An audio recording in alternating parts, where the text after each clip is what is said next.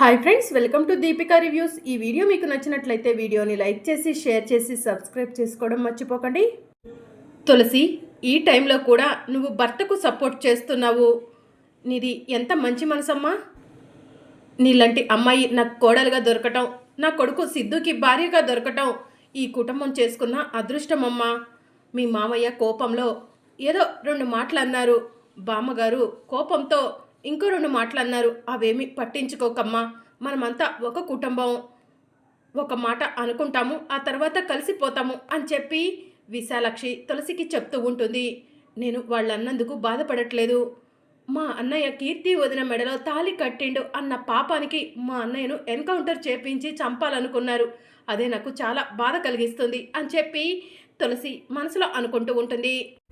ఇక సిద్ధు రూమ్లోకి వెళ్తూ ఉండగా, ఒరే సిద్ధు ఇలా రారా అని విశాలాక్షి పిలుస్తూ ఉంటుంది. ఏంటమ్మా అని సిద్ధు అడుగుతూ ఉంటాడు. తులసి బాధపడుతుందిరా, తులసిని లోపలికి తీసుకెళ్ళు అని సిద్ధు అంటాడు. ఆవిడికి ఇల్లేమీ కొత్త కాదు కదమ్మా, వస్తుందిలే. ఆవిడ అన్న మాటలకు నాన్న ఎంత బాధపడుతున్నారో ఆవిడకు తెలియదు కదా, నాకు మాత్రమే తెలుసు అని చెప్పి సిద్ధు కోపంతో లోపలికి వెళ్తాడు. తులసి, వాళ్ళ నానంటే సిద్ధుకి ప్రాణం. వాళ్ళ నాన్నను నువ్వు అన్ని మాటలనేసరికి వాడికి కోపం వచ్చింది. వాడి కోపం తామర ఆకు మీద నీటి బుడగ లాంటిది. నువ్వేమీ పట్టించుకోకు అని చెప్పి విశాలాక్షి తులసితో చెప్పి అక్కడి నుంచి వెళ్ళిపోతుంది. మీ నాన్న పైన మీకు నమ్మకం ఉండొచ్చు, కాదనట్లేదు, కానీ అవతలి వాళ్ళు చెప్పేది నిజమెంతో అబద్ధమెంతో తెలుసుకోవాలి కదా అని చెప్పి తులసి మనసులో అనుకుంటూ ఉంటుంది. ఇక బసవరాజు ఒంటరిగా ఉంటే నీలాంబరి బసవరాజు దగ్గరకు వెళ్ళి, ఒరే బసవా, గెలిచావురా, గెలిచావు, నీ కొడుకు సిద్ధు నిన్ను గెలిపించాడురా అని చెప్పి అంటూ ఉంటుంది. అవునమ్మా, నా కొడుకు సిద్ధు నా పక్కన ఉన్నంతకాలం నన్ను ఎవరు ఏమీ చేయలేవరు. ఆ తులసికి నిజాలన్నీ తెలిసినా కూడా నన్ను ఏమీ చేయలేకపోతుంది అని బసవరాజు అంటాడు. అవునరా, సిద్ధుగాడు గట్టిగా ఉండబట్టే ఆ తులసి నీ కాళ్ళు పట్టుకొని నిన్ను క్షమాపణ అడిగింది అని నీలాంబరి అంటుంది. ఆ తులసి నా కాళ్ళు పట్టుకుంటే నాకు సంతోషం ఆగలేదమ్మా అని బసవరాజు అంటాడు. రేపే కదరా ఆ హరీష్ గాడిని కోర్టుకు తీసుకెళ్లేది అని నీలాంబరి అంటూ ఉంటుంది. అవునమ్మా, ఎలాంటి సాక్ష్యం దొరకకుండా చెయ్యాలి. ఆ హరీష్ జీవితాంతం జైలు జీవితానికే అంకితమయ్యేలా చేసి నా కొడుకు సిద్ధుని కాపాడుకుంటాను అని బసవరాజు అంటాడు. కానీ వాళ్ళ దగ్గర ఏదో సాక్ష్యం ఉన్నట్టుందిరా, వాళ్ళు అందుకే అంత తాపీగా ఉన్నారు అని నీలాంబరి అంటుంది. అవునమ్మా, ఆ తులసి ఏదో సాక్ష్యాన్ని సంపాదించింది. ఆ సాక్ష్యాన్ని రేపు జడ్జి గారి ముందు ప్రవేశపెడితే హరీష్ని నిర్దోషిగా వదిలేస్తారు. వాడు బయటికి వస్తే నా కూతురు వాడితో కలిసి ఆ ఇంటికి వెళ్తుంది. అది నేను తట్టుకోలేవనమ్మా అని బసవరాజు అంటాడు. మరి ఇప్పుడేం చేస్తావురా అని చెప్పి నీలాంబరి అడుగుతూ ఉంటుంది. చేస్తానమ్మా, ఏదో ఒకటి చేస్తాను, చాలా ఆలస్యమైంది, నువ్వు వెళ్ళి పడుకోమ్మా అని బసవరాజు చెప్పడంతో సరేరా, జాగ్రత్త అని నీలాంబరి అక్కడి నుంచి వెళ్ళిపోతుంది. ఇక బసవరాజు కనిష్కకు ఫోన్ చేస్తాడు. కనిష్క ఫోన్ లిఫ్ట్ చేసి, ఏంటి మావయ్య ఈ సమయంలో ఫోన్ చేశారు అని అడుగుతూ ఉంటుంది. అమ్మ కనిష్క, ఆ తులసికి సాక్ష్యం దొరకకుండా ఫోటో స్టూడియోని కాల్ చేసి అన్నావు. తులసికి ఎలాంటి సాక్ష్యం దొరకలేదంటావా అని బసవరాజు అంటాడు. దొరకలేదు మావయ్య అని కనిష్క అంటుంది. ఎందుకో ఆ తులసి చాలా కాన్ఫిడెన్స్గా ఉంది, ఏదో సాక్ష్యం ఉందని ఆ సాక్ష్యాన్ని తీసుకెళ్ళి కోర్టులో సబ్మిట్ చేసి హరీష్ని నిర్దోషిగా తీసుకొస్తానని మాట్లాడుతుందమ్మా. ఆ సాక్ష్యం ఏమై ఉంటుంది అని బసవరాజు అంటాడు. ఆ సాక్ష్యం ఏదైనా సరే ఆ తులసికి తెలియకుండా నేను తీసుకుంటాను.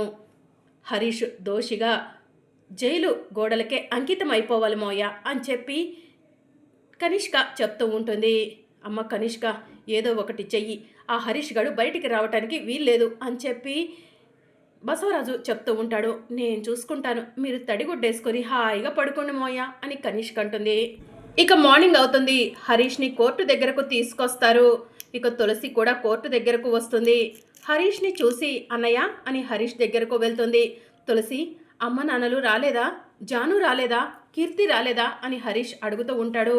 అన్నయ్య అందరూ వస్తారన్నయ్య, కాకపోతే నేను నీతో మాట్లాడాలని ముందు వచ్చాను అని చెప్పి తులసి అంటుంది. అన్నయ్య నువ్వు కంగారు పడకు, నువ్వు నిర్దోషని నేను నిన్ను బయటికి తీసుకొస్తాను అని చెప్పి తులసి అంటుంది.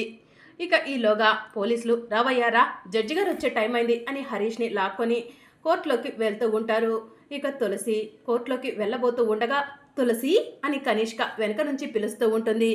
తులసి కనిష్క వైపు చూస్తూ ఉంటుంది. ఏంటి మీ అన్నయ్యను నిర్దోషిగా బయటికి తీసుకొచ్చుకోవడం కోసం సాక్ష్యం తీసుకొచ్చావా తులసి? ఆ సాక్ష్యం ఇదేనేమో చూడు అని కనిష్క తన దగ్గర ఉన్న పెన్ డ్రైవ్ని తులసికి చూపిస్తూ ఉంటుంది.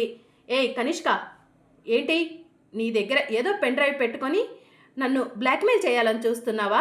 నా దగ్గర ఉండాల్సిన పెన్ డ్రైవ్ నా దగ్గరే ఉంది అని చెప్పి తులసి అంటూ ఉంటుంది. తన హ్యాండ్ బ్యాగ్లో ఉన్న పెన్ డ్రైవ్ని తీసి కనిష్కకు చూపిస్తూ ఉంటుంది. అది పెట్టింది నేనే తులసి. ఒరిజినల్ పెన్ డ్రైవ్ని తీసుకొని నేను డూప్లికేట్ పెన్ డ్రైవ్ని నీ హ్యాండ్ బ్యాగ్లో పెట్టాను. ఆ విషయం నీకు తెలియక నువ్వు అదే నిజమైన పెన్ డ్రైవ్ అనుకుంటున్నావు. ఇప్పుడు నువ్వు ఈ పెన్ డ్రైవ్ని కోర్టులో ఇస్తే జడ్జి గారు నిన్ను తిడతారు. మీ అన్నయ్య నిర్దోషిగా బయటికి రాడు అని కనిష్క అంటుంది. కనిష్క, నువ్వు నన్ను భయపెట్టాలని చూస్తున్నావు కదా అని తులసి అంటుంది. అయ్యో తులసి, భయపెట్టాలని చూడట్లేదు, జరగబోయేదేంటో ముందే చెప్తున్నాను అని కనిష్క అంటుంది.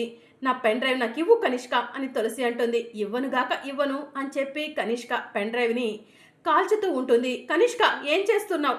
మా అన్నయ్య నిర్దోషి అని నిరూపించుకోవడానికి ఒకే ఒక్క అవకాశం ఉంది, ఆ అవకాశాన్ని పాడు చేయకు అని తులసి అంటుంది.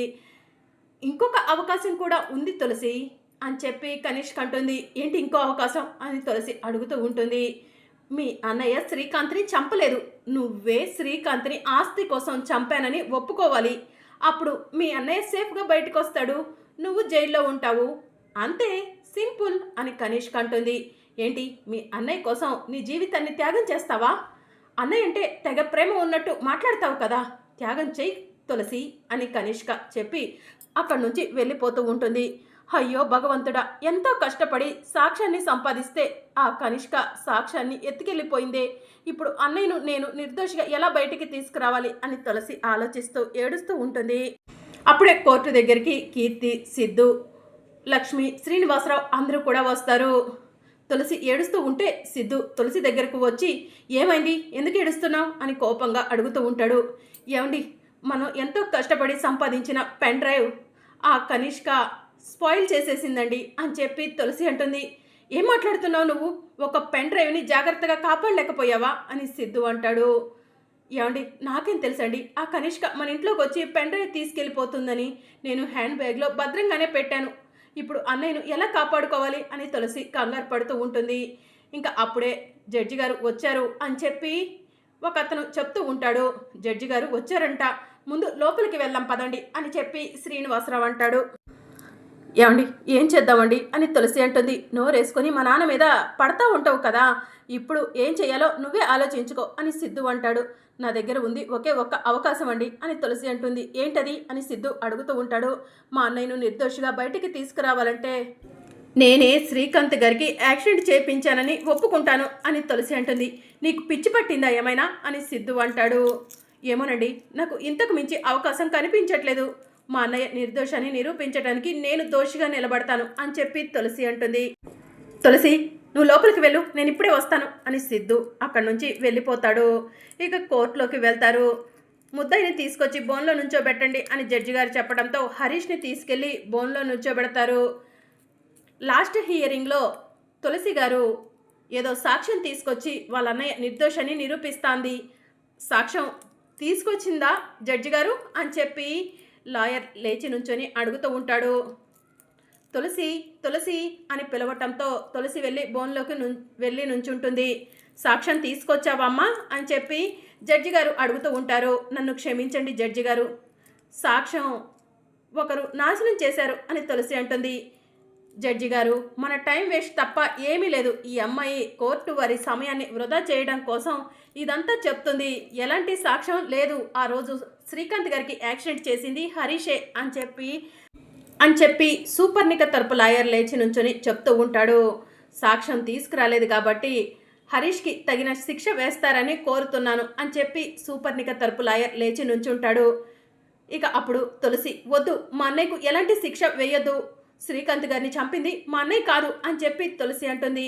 మరి ఇంకెవరమ్మా అని జడ్జి గారు అంటూ ఉంటారు. నేనే అని తులసి చెప్పబోతూ ఉండగా జడ్జి గారు అని సిద్ధు గట్టిగా వెనక నుంచి అరుస్తూ ఉంటాడు. అందరూ కూడా వెనక్కి తిరిగి చూస్తారు. ఏంటి, ఎందుకు పిలిచారు అని చెప్పి జడ్జి గారు సిద్ధుని అడుగుతూ ఉంటారు. నేను మాట్లాడాలనుకుంటున్నాను, అని చెప్పి సిద్ధు అంటాడు. అయితే బోన్లోకి వచ్చి మాట్లాడండి అని జడ్జి గారు చెప్పడంతో సిద్ధు వెళ్ళి బోన్లో నుంచుంటాడు. హరీష్ని కాపాడటం కోసం తులసి ఈ నేరం నేను చేశానని ఒప్పుకుంటుంది. కానీ ఈ నేరం చేసింది తులసి కాదు, హరీష్ కాదు జడ్జి గారు. హరీష్ని కాపాడటం కోసం ఈ నేరాన్ని తులసి తనపైన వేసుకుంటుంది అని సిద్ధు చెప్తూ ఉంటాడు. కోర్టుకి మాటలతో చెప్తే సరిపోదు, ఏదైనా సాక్ష్యం కావాలి. ఆ సాక్ష్యం మీ దగ్గర ఉందా అని చెప్పి జడ్జి గారు అడుగుతూ ఉంటారు. ఇదిగోండి జడ్జి గారు, శ్రీకాంత్ తులసిల పెళ్లి జరుగుతున్న రోజు హరీష్ పెళ్లి మండపంలోనే ఉన్నాడు. అలాంటప్పుడు హరీష్ శ్రీకాంత్ గారిని ఎలా యాక్సిడెంట్ చేయించి చంపుతాడు? ఇదిగోండి సాక్ష్యం అని చెప్పి పెన్ డ్రైవ్ని సిద్ధు జడ్జి గారికి ఇస్తాడు. పెన్ డ్రైవ్ చూసిన జడ్జి గారు, అవును మీరు చెప్పింది కరెక్టే, ఆ రోజు హరీష్ మండపంలోనే ఉన్నాడు. అంటే హరీష్కి ఈ శ్రీకాంత్ యాక్సిడెంట్ కేసుకి ఎలాంటి సంబంధం లేదు అని జడ్జి గారు చెప్తూ ఉంటారు. పోలీసుల వారు కరెక్ట్ ఇన్ఫర్మేషన్ లేకుండా హరీష్ని అరెస్ట్ చేసి ఇబ్బంది పెట్టినందుకు పోలీసు వాళ్ళ తరపున హరీష్కి క్షమాపణ చెప్తూ హరీష్ని నిర్దోషిగా విడుదల చేయటమైంది. అలాగే అసలైన ముద్దాయి ఎవరో తెలుసుకొని వాళ్ళను అరెస్ట్ చేయమని పోలీసు వాళ్లకు కోర్టు వారు ఆదేశించటమైంది. ది కోర్ట్ ఈజ్ అడ్జర్న్డ్ అని జడ్జి గారు అక్కడి నుంచి వెళ్ళిపోతారు. ఇక తులసి పరిగెత్తుకుంటూ సిద్ధు దగ్గరకు వెళ్ళి సిద్ధుని హగ్ చేసుకొని థ్యాంక్ యూ అండి, థ్యాంక్ యూ సో మచ్, సమయానికి సాక్ష్యం తీసుకొచ్చారు అని చెప్పి అంటూ ఉంటుంది. అవును సాక్ష్యం ఎక్కడిదండి అని తులసి అడుగుతూ ఉంటుంది. సిద్ధు జరిగిందంతా గుర్తు చేసుకుంటూ ఉంటాడు. మరి అప్కమింగ్ ఎపిసోడ్లో ఏం జరగనుందో తెలుసుకోవాలనుకుంటున్నారా? అయితే ఛానల్ను సబ్స్క్రైబ్ చేసుకోండి.